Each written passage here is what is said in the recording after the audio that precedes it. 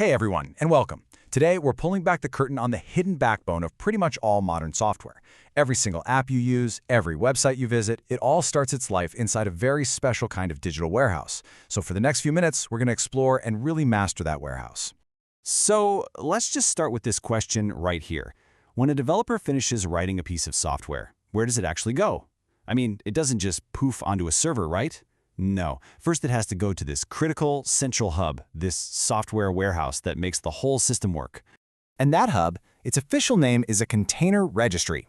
But honestly, for this whole explainer, I really want you to just picture it as the super high-tech warehouse. It's the central place where we store, we organize, and we ship out all of our software images.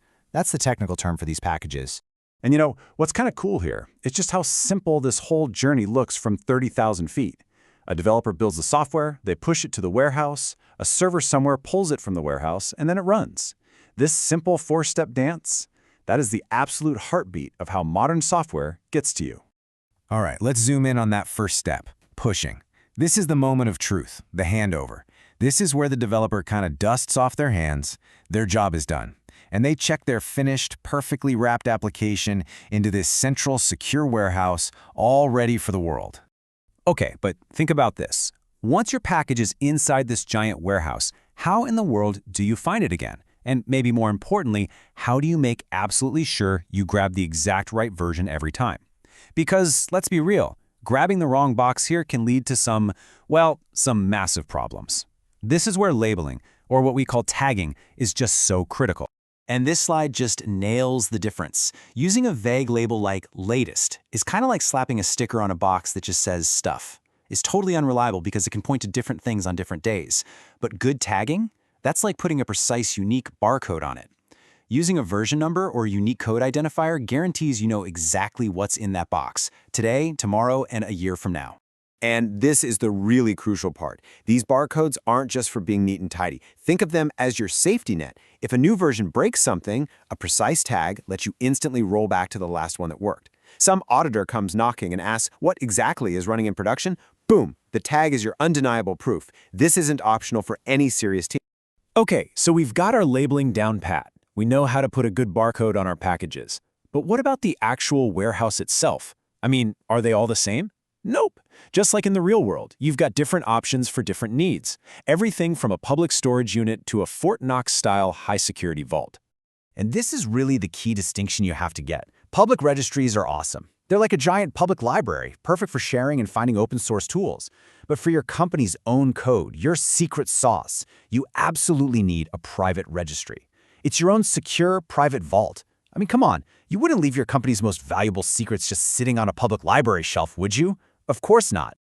And here are some of the heavy hitters in this space. You've almost certainly bumped into public ones like Docker Hub or the GitHub Container Registry. And for that private, secure, Fort Knox-style storage, all the big cloud players, AWS, Azure, and Google, they all have their own fantastic, powerful options. All right, let's flip the script and go to the other end of this journey. We've pushed our package in, it's labeled, it's secure. Now it's time to pull it out. This is the shipping department in full swing, with the robotic arm reaching up to the exact right shelf to grab the exact right package. Now, in today's world, nobody's manually going and grabbing these packages. No way. Instead, you have systems like Kubernetes, which are basically the super smart automated logistics network for this whole operation. Kubernetes knows exactly which version to get, where to get it, and how to get it running for your users, all automatically. But what happens when that super smart delivery system just fails? When the server tries to pull the package from the warehouse and something goes wrong? This, my friends, is when pagers start going off and things get stressful fast. You know, if you've ever been in the trenches with Kubernetes, this one phrase probably sends a little shiver down your spine. Image pullback off. It is hands down one of the most common errors you'll see in production, and it means one thing. Delivery has failed. Your app is not running. And look, this isn't just some nerdy technical glitch. This is a full stop on a new feature or a critical fix reaching your users. And you want to know the crazy part? The reasons are often so simple, just like you see here. It could be as basic as trying to use the wrong key for the lock, your credentials expiring, or just a simple typo in the image tag sending the delivery bot to the wrong shelf. Sometimes, though rarely, the whole warehouse might even be temporarily closed. Each one is a little landmine. Okay, so we've covered what happens when the delivery fails, but, there's an even scarier thought. What if the problem isn't the delivery? What if a flawed package, one with a nasty security hole, actually gets into the warehouse and is just sitting there on the shelf waiting to be shipped? And that right there is exactly why these modern warehouses are so much more than just dumb storage. They've evolved to have their own built-in quality control department, They're designed to inspect every single thing that comes through the door. So your first line of defense is something called vulnerability scanning.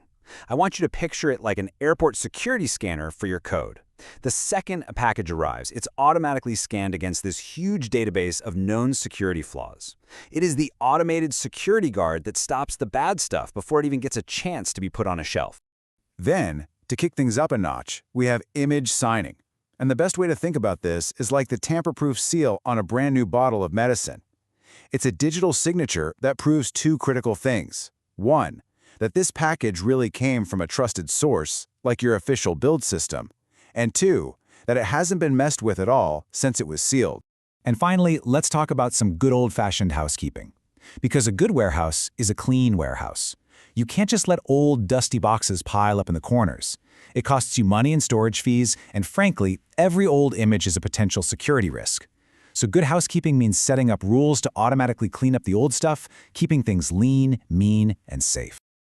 When you put it all together, this quote on the screen just hits the nail on the head.